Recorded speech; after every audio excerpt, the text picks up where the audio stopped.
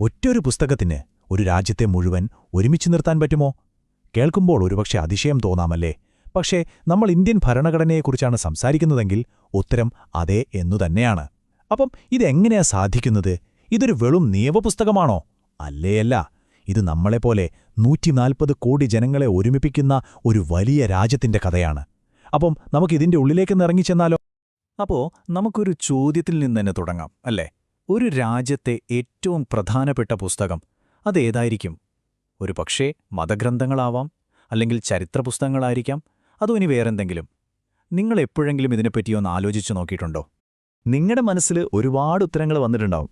പക്ഷേ ശരിക്കുമുള്ള ഉത്തരം ഒരുപക്ഷെ നിങ്ങൾ പ്രതീക്ഷിക്കാത്ത ഒന്നായിരിക്കും. അത് ആ രാജ്യത്തിന്റെ ഭരണഘടനയാണ്. അതെ, ഒരു രാജ്യത്തെ മുന്നോട്ട് കൊണ്ടുപോകുന്ന നിയമങ്ങളും തത്വങ്ങളുമൊക്കെയുള്ള ആ ഒരു മഹത്തായ പുസ്തകം തന്നെ. അപ്പോ എന്താണ് ഈ ഭരണഘടന? ഈ പേര് കേട്ട് ആരും പേടിക്കേണ്ട. വളരെ സിമ്പിളായിട്ട് പറഞ്ഞാൽ, ഒരു രാജ്യത്തെ നമ്മളെല്ലാവരും കൂടി ഒരുമിച്ച് കളിക്കുന്നൊരു കളിയുണ്ടെന്ന് വെക്കുക. ആ കളിയുടെ നിയമപുസ്തകമാണ് ഈ ഭരണഘടന. ഇത്രയുള്ള സംഭവം. അതാണ് ശരിക്കും ഒരു സമൂഹത്തിന്റെ അടിത്തറ. ഈ കോൺസ്റ്റിറ്റ്യൂഷൻ എന്ന വാക്ക് എവിടുന്നാ വന്നെന്നറിയോ? കോൺസ്റ്റിറ്റ്യൂറെ എന്നൊരു ലാറ്റിൻ വാക്കുണ്ട്. അതിൻ്റെ അർത്ഥം സ്ഥാപിക്കുക എന്നാണ്. ആ പേര് പറയുന്ന പോലെ തന്നെ ഒരു രാജ്യം എങ്ങനെയാണ് പ്രവർത്തിക്കേണ്ടത് എന്ന് സ്ഥാപിക്കുന്ന കുറേ അടിസ്ഥാന നിയമങ്ങൾ, അതിൻ്റെ ഒരു കൂട്ടമാണ് ഭരണഘടന. പക്ഷേ എല്ലാ ഭരണഘടനകളും ഒരേപോലെയല്ല കേട്ടോ. നമ്മുടെ ഇന്ത്യയിലെ ഇതുപോലെ കൃത്യമായി എഴുതിവെച്ച ഒരു പുസ്തകം പോലെയുള്ള ഭരണഘടനകളുണ്ട്. എന്നാൽ ബ്രിട്ടനിലേക്ക് പോയാൽ കഥ മാറും. അവിടെ അങ്ങനെ എഴുതിവെച്ച ഒരൊറ്റ പുസ്തകമില്ല. പകരം പാരമ്പര്യങ്ങളും പല നിയമങ്ങളുമൊക്കെയാണ് അവരുടെ ഭരണഘടന. അതുപോലെ വേറൊരു കാര്യമുണ്ട്. ചില ഭരണഘടനകൾ ഭയങ്കര റിജിഡാണ്, അതായത് പാറ പോലെ ഉറച്ചത്. അതിൽ മാറ്റം വരുത്താൻ ഭയങ്കര പാടാണ്. എന്നാൽ മറ്റു ചിലത് വളരെ ഫ്ലെക്സിബിളാണ്. കാലത്തിനനുസരിച്ച് ഒരു സാധാരണ നിയമം മാറ്റുന്ന പോലെ എളുപ്പത്തിൽ മാറ്റാൻ പറ്റും. അപ്പോ ഒരു ഭരണഘടന ശരിക്കും എന്തൊക്കെ ജോലികളാ ചെയ്യുന്നത്? നമുക്ക് നോക്കാം. ഒന്നാമതായി, നമ്മൾക്കെല്ലാവർക്കും സമാധാനപരമായി ഒരുമിച്ച് ജീവിക്കാൻ വേണ്ട കുറച്ച് ബേസിക് നിയമങ്ങൾ തരുന്നു. 2, ആരു ഭരിക്കണം, അവർക്ക് എന്തൊക്കെ അധികാരങ്ങളുണ്ട് എന്നൊക്കെ കൃത്യമായിട്ട് പറയുന്നു. പിന്നെ വെറുതെ അധികാരം കൊടുക്കുകയല്ല, ഗവൺമെന്റിന്റെ അധികാരങ്ങൾക്ക് ഒരു അതിര് വരയ്ക്കുന്നു. ഇവിടം വരെ പോകാം, ഇതിനപ്പുറം പാടില്ല എന്നൊരു നിയന്ത്രണം. അതോടൊപ്പം സമൂഹത്തിന്റെ ലക്ഷ്യങ്ങൾ നേടാൻ ഗവൺമെന്റിനെ സഹായിക്കുകയും ചെയ്യുന്നു. എല്ലാത്തിനും മുകളിൽ നമ്മൾ ഇന്ത്യക്കാരെന്ന നമ്മുടെ ഒരു ഐഡന്റിറ്റി ഇല്ലേ, അത് ഉറപ്പിക്കുന്നത് ഈ ഭരണഘടനയാണ്. ശരി, ഇനി നമുക്ക് ഏറ്റവും പ്രധാനപ്പെട്ട, നമുക്കെല്ലാവർക്കും നേരിട്ട് ബന്ധമുള്ള ഒരു കാര്യത്തിലേക്ക് വരാം. ഈ വലിയ പുസ്തകം എനിക്കും നിങ്ങൾക്കും എന്താണ് തരുന്നത്?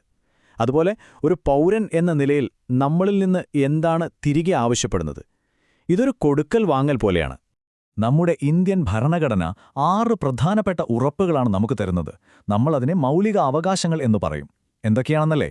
നിയമത്തിനു മുന്നിൽ നമ്മളെല്ലാവരും സമന്മാരാണ് എന്ന സമത്വത്തിനുള്ള അവകാശം, നമുക്കിഷ്ടമുള്ളത് പറയാനും പ്രവർത്തിക്കാനുമുള്ള സ്വാതന്ത്ര്യം, ആരും നമ്മളെ ചൂഷണം ചെയ്യില്ല എന്ന ഉറപ്പ്, നമുക്കിഷ്ടമുള്ള മതത്തിൽ വിശ്വസിക്കാനുള്ള സ്വാതന്ത്ര്യം, നമ്മുടെ സ്വന്തം സംസ്കാരവും വിദ്യാഭ്യാസവും സംരക്ഷിക്കാനുള്ള അവകാശം. പിന്നെ ഇതിലെല്ലാത്തിലും വെച്ച ഏറ്റവും പ്രധാനപ്പെട്ട ഒരൊന്നുണ്ട്.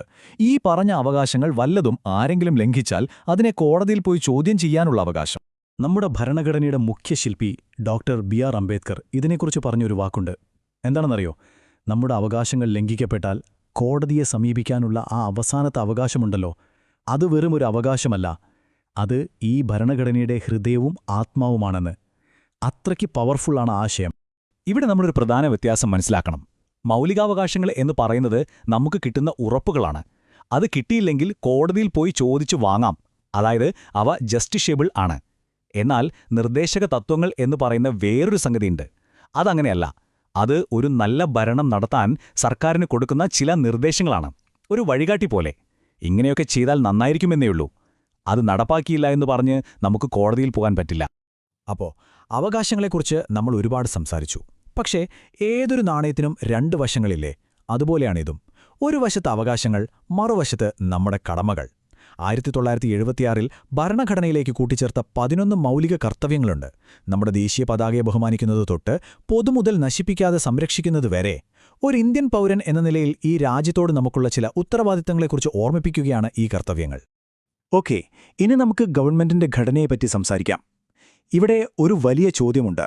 അധികാരം മുഴുവൻ ഒരാളുടെ കയ്യിൽ കൊടുത്ത് ഒരു സ്വേച്ഛാധിപതിയെ ഉണ്ടാക്കാതെ ഒരു ഗവൺമെന്റിനെ എങ്ങനെ ഡിസൈൻ ചെയ്യാം? ഇതൊരു വലിയ വെല്ലുവിളി തന്നെയാണല്ലേ? ഒന്ന് ആലോചിച്ചു നോക്കൂ.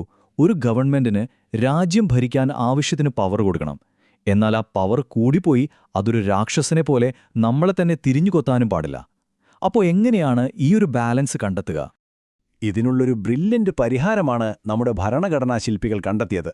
അതാണ് അധികാര വിഭജനം. അതായത് അധികാരം മുഴുവൻ ഒരാൾക്കോ ഒരു സ്ഥാപനത്തിനോ കൊടുക്കുന്നതിന് പകരം അതിനെ മൂന്നായിട്ടങ്ങ് വിഭജിച്ചു. നിയമങ്ങളുണ്ടാക്കാൻ നിയമനിർമ്മാണ സഭ, ആ നിയമങ്ങൾ നടപ്പിലാക്കാൻ കാര്യനിർവഹണ വിഭാഗം, പിന്നെ ഈ നിയമങ്ങളൊക്കെ ശരിയാണോ എന്ന് പരിശോധിക്കാൻ നീതിന്യായ വിഭാഗം.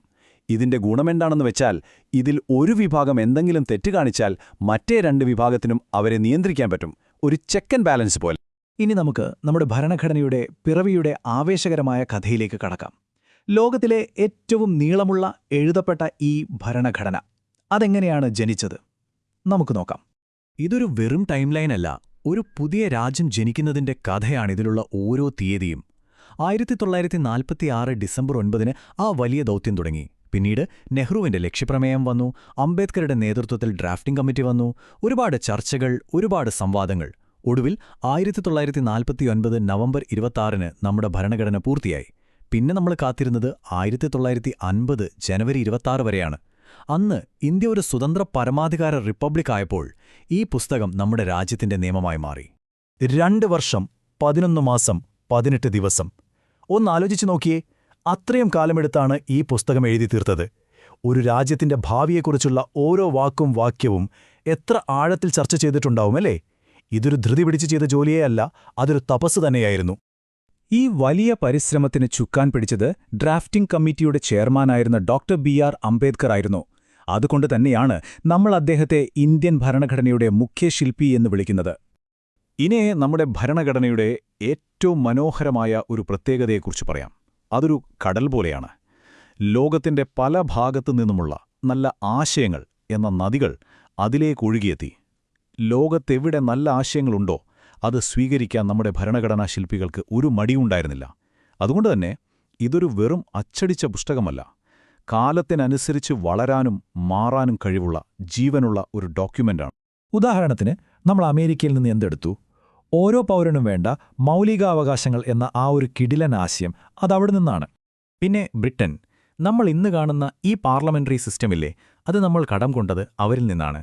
അതുപോലെ നിയമവാഴ്ച എന്ന ആശയവും. ഫ്രാൻസിൽ നിന്നോ ലോകത്തെ മാറ്റിമറിച്ച ആ മുദ്രാവാക്യം, സ്വാതന്ത്ര്യം, സമത്വം, സാഹോദര്യം, അത് നമ്മുടെ ഭരണഘടനയുടെ ആത്മാവിന്റെ ഭാഗമായി. അതുപോലെ അയർലൻഡിൽ നിന്നാണ് നമ്മൾ നിർദ്ദേശക തത്വങ്ങൾ എന്ന ആശയം സ്വീകരിച്ചത്, ഒരു നല്ല സർക്കാർ എങ്ങനെയായിരിക്കണം എന്നതിന്റെ വഴികാട്ടി. അപ്പോൾ ലോകമെമ്പാടുമുള്ള ഏറ്റവും മികച്ച ആശയങ്ങൾ ഒരുമിച്ച് ചേർത്തുവെച്ച് കാലത്തിനനുസരിച്ച് മാറാനും വളരാനും കഴിയുന്ന രീതിയിലുണ്ടാക്കിയ നമ്മുടെ ഭരണഘടന 70ലേറെ വർഷങ്ങൾക്കിപ്പുറവും ലോകത്തിലെ ഏറ്റവും വലിയ ജനാധിപത്യ രാജ്യത്തെ എങ്ങനെയാണ് മുന്നോട്ട് നയിക്കുന്നത്? ഇതൊരു വലിയ ചോദ്യമാണല്ലേ. ഇതിന്റെ ഉത്തരം ഒരു പുസ്തകത്തിലല്ല, നമ്മുടെയെല്ലാം ജീവിതത്തിലാണ്. ഇന്ത്യയുടെ ഓരോ സ്പന്ദനത്തിലും ഈ ഭരണഘടനയുണ്ട്. ഒരുപക്ഷെ അടുത്ത തവണ നിങ്ങളെ വാർത്ത കാണുമ്പോഴോ പത്രം വായിക്കുമ്പോഴോ ഈ ചോദ്യത്തെക്കുറിച്ച് ഒന്നുകൂടി ആലോചിച്ചു നോക്കൂ.